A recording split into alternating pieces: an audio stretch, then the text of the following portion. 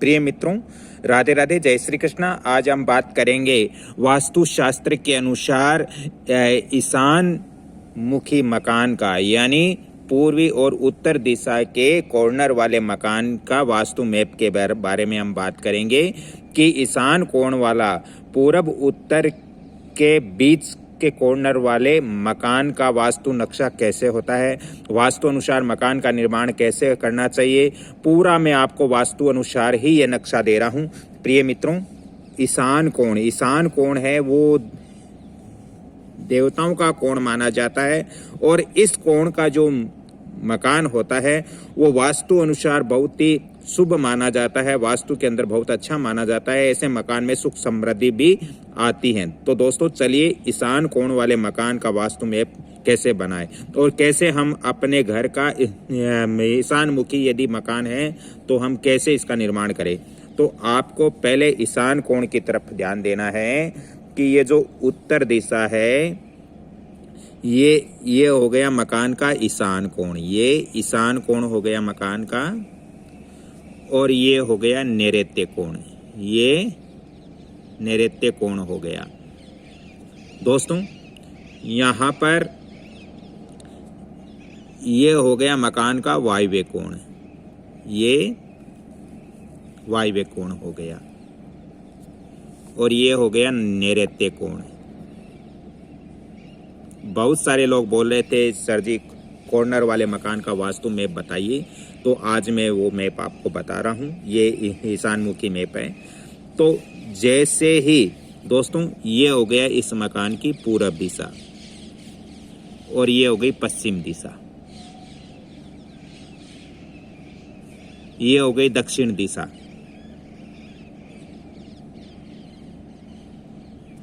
और ये हो गई मकान की उत्तर दिशा।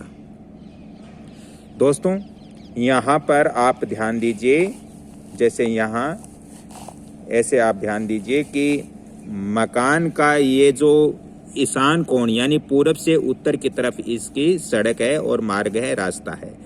अब यहाँ पर आपको उत्तर दिशा जो मैं दिखा रहा हूँ, ये जो उत्तर दिशा है और जो ईशान कोण है इसके बीच में आपको घर का मुख्य द्वार रखना चाहिए। और यहाँ पर मुख्य द्वार रखने के बाद में आपको यहाँ पर पूरब से लेकर उत्तर तक आपको कुछ जमीन खाली छोड़ना चाहिए, यहाँ पर खाली स्थान रखना चाहिए। और यहाँ पर आप पेड़ पौधे वगैरह छोटे जो पौधे होते हैं घर के अंदर वो आपको यहाँ पर लगाना चाहिए वास्तुशास्त्र के अनुसार। यहाँ पर आप बगीचा या लॉन रख सकते हो, तो इस तरह से आप यहाँ पर छोटे वृक्ष पौधे लगा सकते हो। दोस्तों इसके बाद में आपको यहाँ पर स्थान छोड़ना, स्थान छोड़ने के बाद मुख्य जो ईशान कोण होता है, जो ईशान डायरेक्शन होता है, उसके बिल्कुल सेंटर में आप यहाँ पर इस घर का प्रवेश द्वार आपको देना चाहिए। और प्रवेश द्वार देने के बाद में यहाँ पर यानी वायव्य और उत्तर के बीच में यहाँ पर आपको स्वागत कक्ष यानी गेस्ट रूम आपको देना चाहिए। यहाँ पर गेस्ट रूम आप वास्तु अनुसार दे सकते हो। और गेस्ट रूम देने के बाद में यहाँ इधर में यानी यहाँ पूरब दिशा में आप यहाँ पर पूजा घर भी दे सकते हो वास्तुशास्त्र के अनुसार, जैसे मैंने इस नक्शे में आपको दर्शाया है। यहाँ पर पूजा घर के बाद आप जस्ट सीढ़ियाँ भी निर्माण कर सकते हो वास्तुशास्त्र के अनुसार, यहाँ सीढ़ियाँ भी दे सकते हो। सीढ़ियाँ नैऋत्य कोण की तरफ, आप जब सीढ़ी पे पैर रखो तो आपका फेस है वो नैऋत्य कोण में रहना चाहिए। तो इस तरह से आप सीढ़ी का निर्माण कर सकते हो। और जैसे ही हम इस द्वार से निर्माण करते हैं तो ये हमारा गेस्ट रूम हो जाएगा। गेस्ट रूम यहाँ पर ओपन आप रख सकते हो। और इसके बाद में यहाँ पर एक छोटा दरवाज़ा या द्वार दे करके यहाँ पर सीढ़ियाँ मैंने दे दी, और सीढ़ियों के बाद में यहाँ पर लॉबी आप दे सकते हो बीच के स्थान में। या लॉबी देने के बाद में यहाँ पर ये जो डायरेक्शन है दक्षिण दिशा में दिखा रहा हूँ, तो यहाँ पर आप वास्तुशास्त्र के अनुसार यहाँ पर किचन दे सकते हो। लेकिन दोस्तों वास्तुशास्त्र के अनुसार ऐसा भी माना जाता है कि ये नैऋत्य कोण मैंने यहाँ गलत लिखा है, कृपया ध्यान दीजिए, यहाँ पर ये आग्नेय कोण होगा, ये आग्नेय कोण होगा। इसके लिए मैं क्षमा चाहता हूँ। ये अग्नि कोण हो गया और ये हमारा नैऋत्य कोण हो गया। तो यहाँ पर हम अग्नि कोण में हम सीढ़ियाँ भी दे सकते हैं। फेस हमारा है वो पहली सीढ़ी पे पाँव रखते हैं तो फेस हमारा अग्नि की तरफ रहना चाहिए। दोस्तों फिर आप चाहे आगे जा कर के इसको दक्षिण की तरफ या नैऋत्य की तरफ मोड़ सकते हो। दोस्तों यहाँ पर आप ये जो दक्षिण और आग्नेय के बीच में यहाँ पर आप किचन की व्यवस्था कर सकते हो। वास्तुशास्त्र के अनुसार रसोई घर यहाँ पर रख सकते हो और रसोई घर के बाद में यहाँ पर आप स्टोर रूम भी छोटा दे सकते हो। दोस्तों यहाँ पर आपको ये दक्षिण दिशा है, यहाँ पर एक छोटा सा बरामदा आप वास्तु अनुसार रख सकते हो ताकि यहाँ पर ये जो किचन है या जो स्टोर रूम है उसकी खिड़कियाँ यहाँ पर खुल सकें। इसके बाद में यहाँ नैऋत्य कोण के बिल्कुल सेंटर में हमें शयन कक्ष देना चाहिए, यानी मास्टर बेडरूम यहाँ पर हमें देना चाहिए। यहाँ पर मास्टर बेडरूम दे सकते हैं और मास्टर बेडरूम है उसका द्वार हम इधर दक्षिण की तरफ ये जो बरामदा देते हैं इसके अंदर भी खोल सकते हैं और यहाँ पर भी हम इसका मुख्य द्वार खोल सकते हैं। जैसे यहाँ पर इसका शयन कक्ष का द्वार रख सकते हैं। इसके जस्ट बाद में हम पश्चिम दिशा के सेंटर में शौचालय दे सकते हैं, लेकिन यहाँ पर सेप्टिक टैंक हमें नहीं देना है। दोस्तों शौचालय का जो द्वार है वो यहाँ से हम निकाल सकते हैं लॉबी के अंदर। दोस्तों इस नक्शे के अंदर एक चीज़ और आपको देखने के लिए बहुत महत्वपूर्ण है कि यहाँ पर आप ध्यान रखें कि ये जो मैंने पिछले हिस्से के अंदर बहुत सारा खाली स्थान दिया है, आपको यहाँ पर खाली स्थान बहुत कम रखना है। आप चाहे तो इधर में ईशान की तरफ खाली स्थान ज़्यादा रख सकते हो, लेकिन पिछली साइड में यानी दक्षिण नैऋत्य और पश्चिम का जो डायरेक्शन है यहाँ पर खाली स्थान या खुला स्थान हमें कम ही रखना चाहिए, ज़्यादा नहीं रखना चाहिए।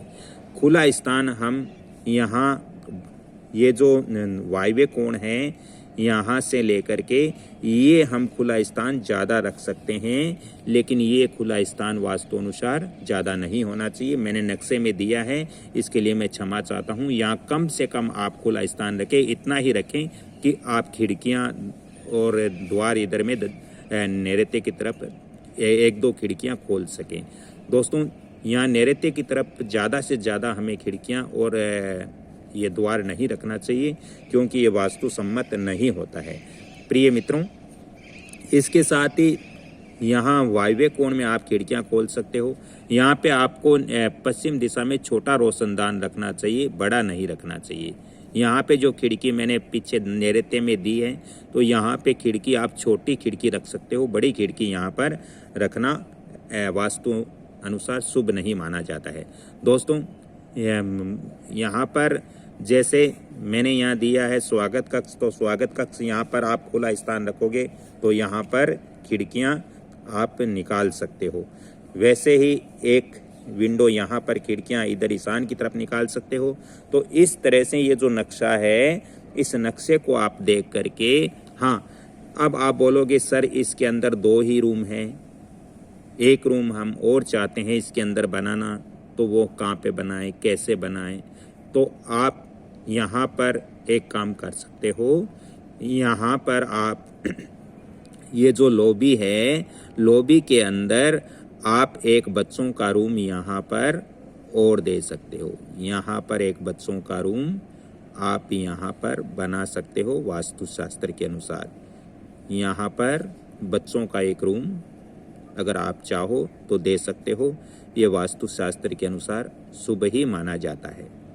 इस तरह से आप ईशान मुखी मकान का निर्माण करके आप ऐसे मकान में सुख समृद्धि और ऐश्वर्य प्राप्त कर सकते हो। ये पूरा मैंने वास्तुशास्त्र के अनुसार ही आपको समझाया है। यहाँ पर इस चीज़ के लिए मैं आपसे क्षमा चाहता हूँ कि पहले मैंने नैऋत्य कोण लिखा है तो ये आग्नेय कोण ही आपको समझना है, नैऋत्य नहीं समझना है। नैऋत्य कोण ये है, तो इस चीज़ का आप ध्यान रखें। और ज़्यादा ही वास्तु और ज्योतिष संबंधित आपको परामर्श चाहिए तो आप मेरे फ़ोन नंबर भी नोट करें 7901718402। इन नंबरों पे आप कांटेक्ट करके वास्तु और ज्योतिष संबंधित ज़्यादा परामर्श भी आप ले सकते हो, मेरे से आप बात भी कर सकते हो। यदि आज की मेरी ये जानकारी अच्छी लगी तो वीडियो को लाइक शेयर सब्सक्राइब करना न भूलें। ज़्यादा से ज़्यादा लाइक शेयर सब्सक्राइब करें ताकि मेरा मनोबल बढ़ेगा, और आपके एक लाइक शेयर सब्सक्राइब करने से मेरा बहुत बड़ा सहयोग होगा। अगर किसी भी प्रकार की गलती है तो मैं आप सभी से क्षमा चाहता हूँ। आप यदि ईशान कोण वाले मकान का निर्माण कर रहे हो तो इस नक्शे के आधार पर आप कर सकते हो, जिसमें 3 रूम हो जाएंगे, आपके किचन हो जाएगा, सीढ़ियाँ हो जाएगी, बरामदा हो जाएगा, शौचालय हो जाएगा, पूजा घर हो जाएगा, तो यहाँ पर मुख्य द्वार हो जाएगा। इस तरह से आप ईशान मुखी मकान का वास्तु अनुसार निर्माण कर सकते हो। अगली कड़ी में फिर मैं वास्तु और ज्योतिष का लेकर आता हूँ। तब तक के लिए आपसे क्षमा चाहता हूँ। जय श्री कृष्णा, धन्यवाद, राधे राधे।